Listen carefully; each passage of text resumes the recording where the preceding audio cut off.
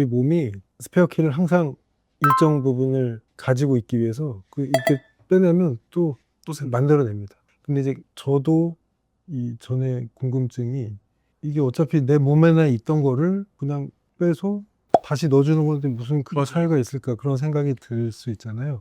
우리 혈액에 이렇게 퍼져 있는 줄기세포를 뭐 주사기 2개 정도 그 안에 농축을 시키면 일단 그 농도가 많이 올라가지 않습니까? 네.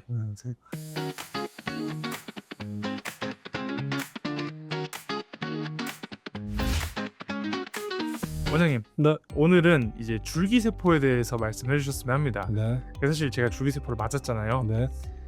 일단은 이 줄기세포가 뭔지가 너무 궁금합니다. 그렇죠. 좀 생소하시죠? 네. 줄기세포는 그냥 한마디로 비유하면 우리 몸의 스페어 키?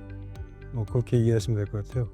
각각의 세포들이 있지 않습니까? 근데 이 줄기세포라고 하는 거는 어떻게 분화될지가 결정되지 않은 그 전 단계 미분화 세포를 줄기세포라고 하고요.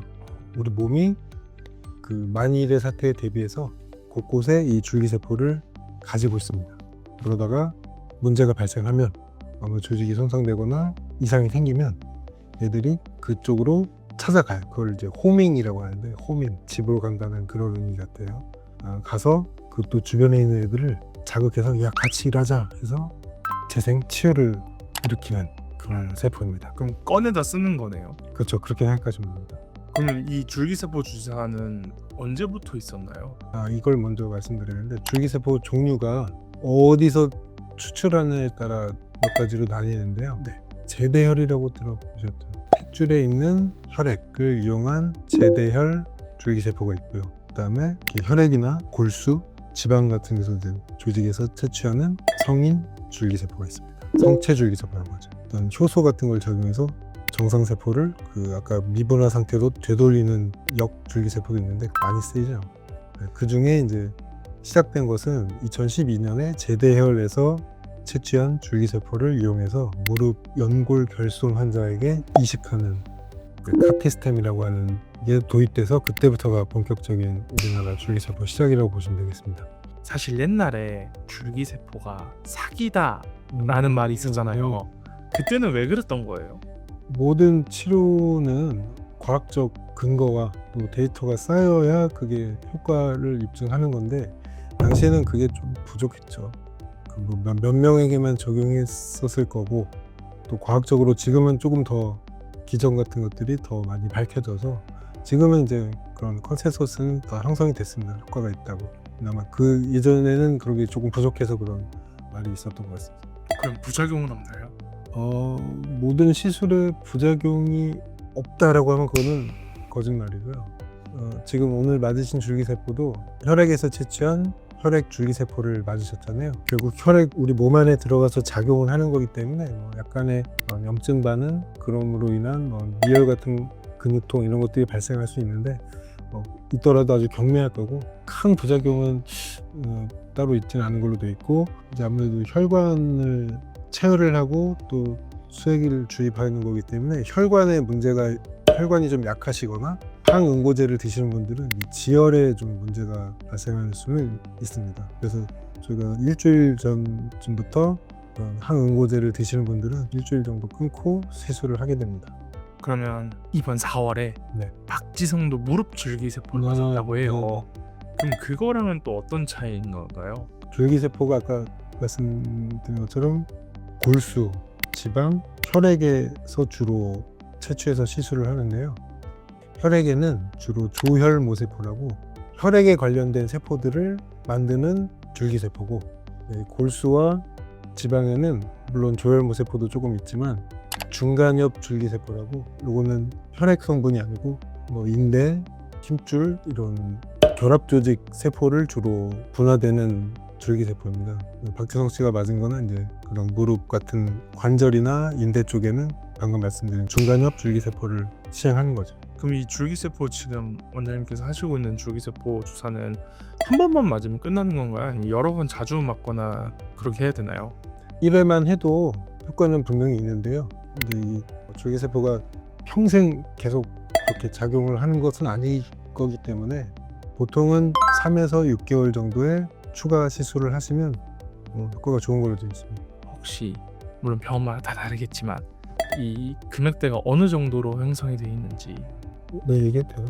제가 정한 거는 아니고 이제 이 업체에서 어느 정도 가이드라인을 주셔서 오늘 시행받으신 혈액 120cc 추출 줄기세포는 10만, 그리고 240cc는 5만. 그게 이제 가이드라인이 그렇게 돼 있어서 저희도 그냥 비슷하게 시행을 하고 있습니다.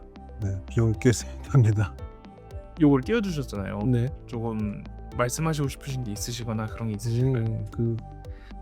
계략적으로 줄기세포라고 말씀드리면 줄기세포만 들어있는 걸로 알고 계실 텐데, 여기 보시는 것처럼 줄기세포 외에도 성장인자, 그다음에 이거는 이제 이상 있는 부위로 가서 작용을 하게끔 도와주는 그런 단백질 실험물질, 그다음에 이제 백혈구는 아시는 것처럼 우리 몸의 그런 방어를 주로 담당하는 세포입니다.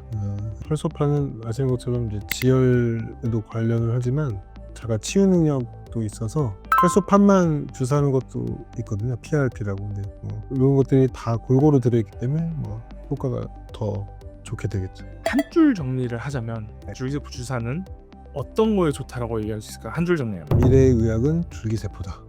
네. 왜냐면 이제 그동안 사실 모든 지금 서양 의학은 우리가 어디가 안 좋아진 곳을 치료하는 개념이잖아요. 앞으로는 미리 뭔가 조금만 이상이 생기기 전에 조금만 인지가 돼도 이렇게 미리 줄기세포를 꾸준히 시술을 하면 그런 것들을 미리 막을 수 있는 개념으로 바뀌는 거기 때문에, 그러면 우리 수명이 지금보다 훨씬 늘어나겠죠. 학계에서는 200세 시대도 올 거다라는 말을 듣고 있어요. 그 앞서는 이제 100세 시대에서 120세 시대로 얘기는 나오고, 그 종국에는 200세까지도 갈 수 있다 이런 말도 있습니다. 그러면 이제 이 줄기세포 주사로 뭐 병이 치유되거나 그러기도 하나요? 지금 아까 말씀드린 그 무릎 연골 이런 데는 실제로 시술을 하면 연골이 재생이 됩니다. 이제 관절을 통해서 전후를 비교해 보면 연골이 이렇게 결손돼 있던 곳에 몇 달 후에는 이렇게 연골이 형성되어 있는 걸 확인합니다.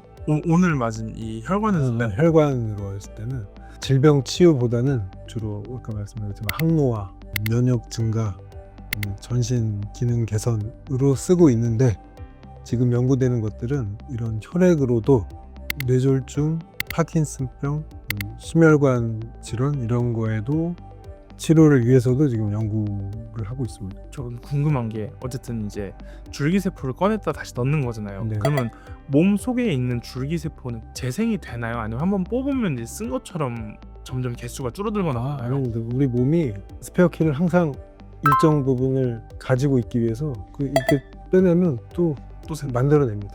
근데 이제 저도 이 전에 궁금증이, 이게 어차피 내 몸에나 있던 거를 그냥 빼서 다시 넣어주는 건데 무슨 큰 차이가 있을까, 그런 생각이 들 수 있잖아요.